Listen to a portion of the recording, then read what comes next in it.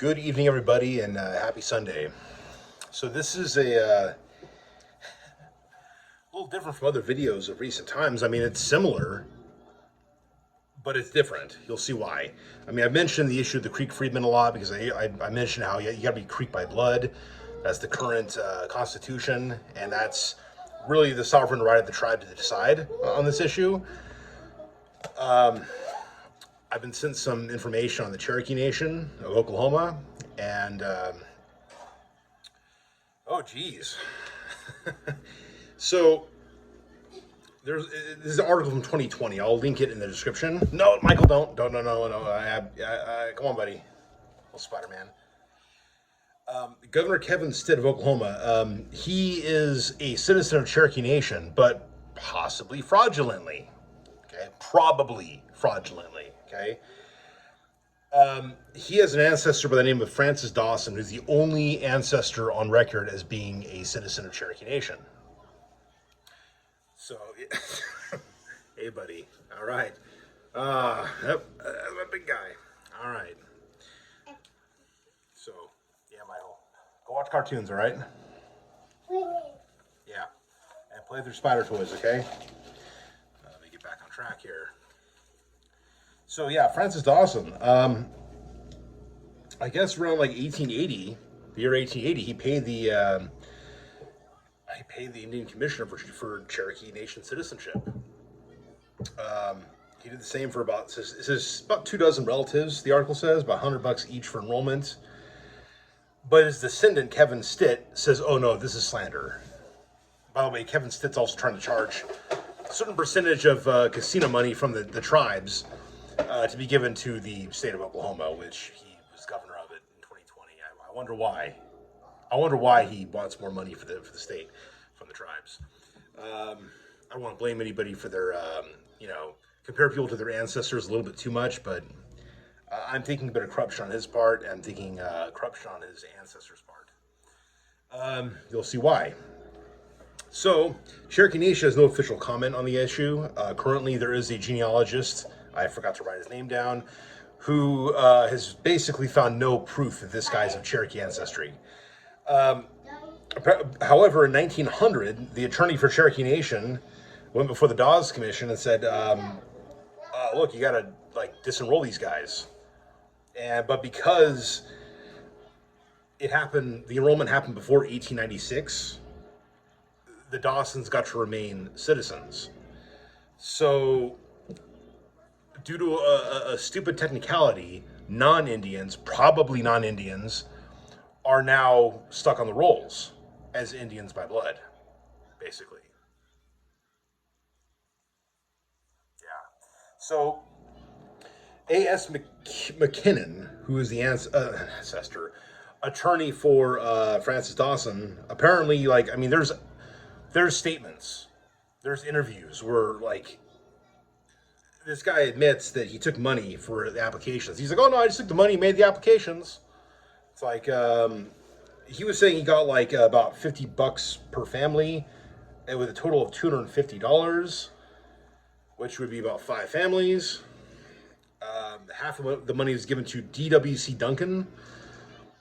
I can't remember what his position was, but in any case, yeah, I should have done a little more, took a few more notes before making this video, but regardless, the backdrop here is they knew back then, before 1900, that the tribal territories were going to be dissolved as actual nations, as actual tribal, territories. They wanted to get the allotment going, as it happened before with Creek Nation in Alabama.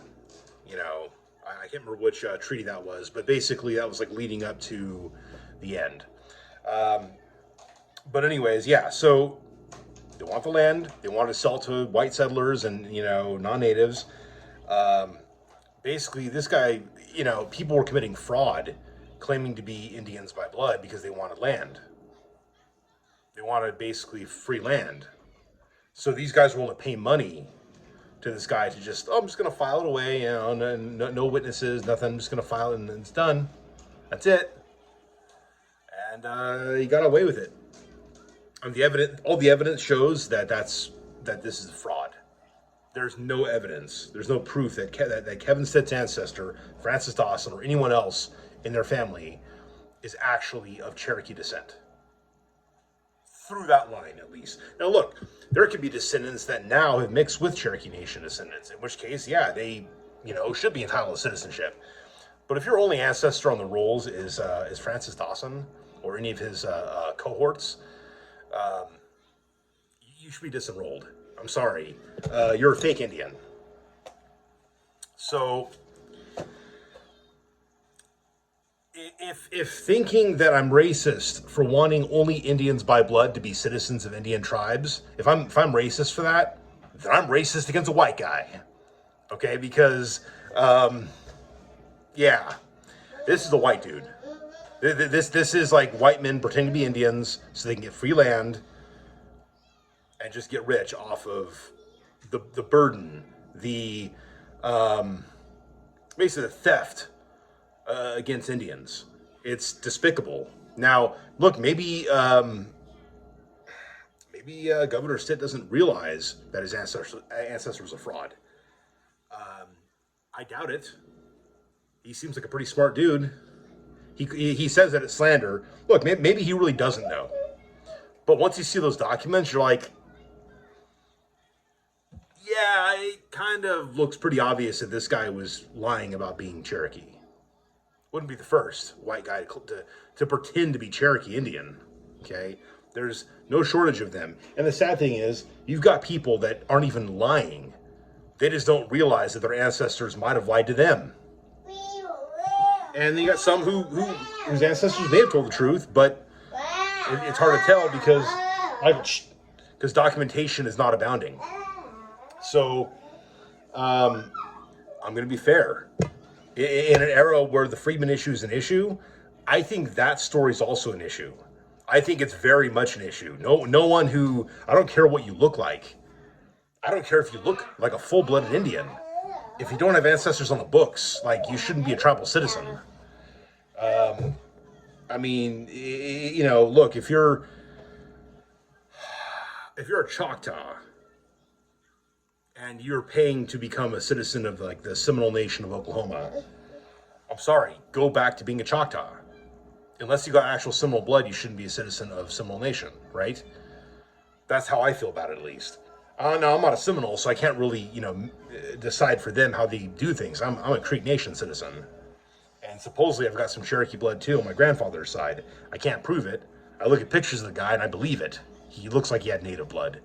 But I can't totally prove it, so I'm not going to sit there and say, oh, yeah, I'm entitled to Cherokee citizenship. But I think that my situation is more believable than Governor Stitt's. But again, it requires a burden of actual proof, documentation, genealogy. And if you don't have that genealogy, then, it's hard to verify who your ancestors are. Now, in the cases of adoptions, it's obviously hard, but there's no adoption in this case. This is just an issue of greed and theft, culture theft. I mean, look, I've heard the term culture vulture when it comes to like whites pretending to be Indians. And look, to be honest, I want to be fair. Like, people should be able to celebrate the cultures of other people, without being ripped apart.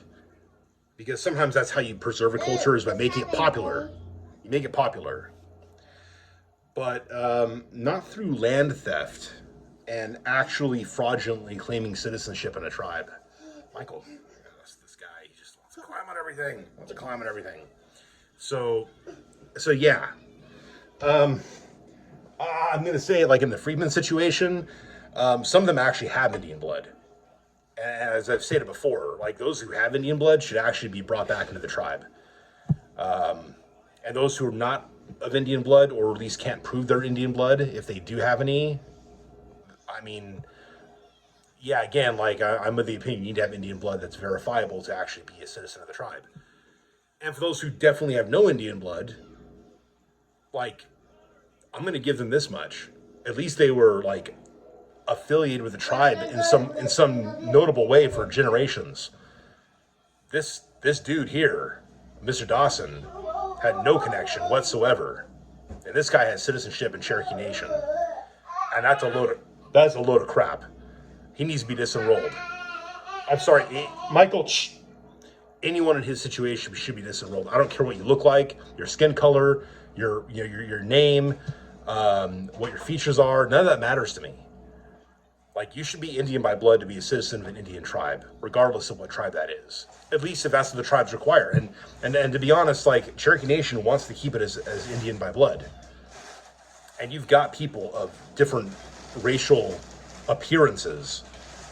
And you got people that have freedman blood, but also have Cherokee Nation, actual Indian blood, who are citizens of Cherokee Nation. And, you've got a bunch of people who look quite different. I mean, you got citizens of Cree Nation. Michael, stop. Sorry. You got citizens of Cree Nation that have Hindu ancestry, like the Chowdhury family. They're not, like, I mean, Mrs. Chowdhury, or Mrs. Chowdhury, Mrs. She married a Hindu guy. I think it was Hindu or Pakistani. I can't remember which. I know they're not exactly the same, but it's Indian subcontinent. Michael, stop. No more. Sorry. My boy is in the middle of things. He's like a little raccoon.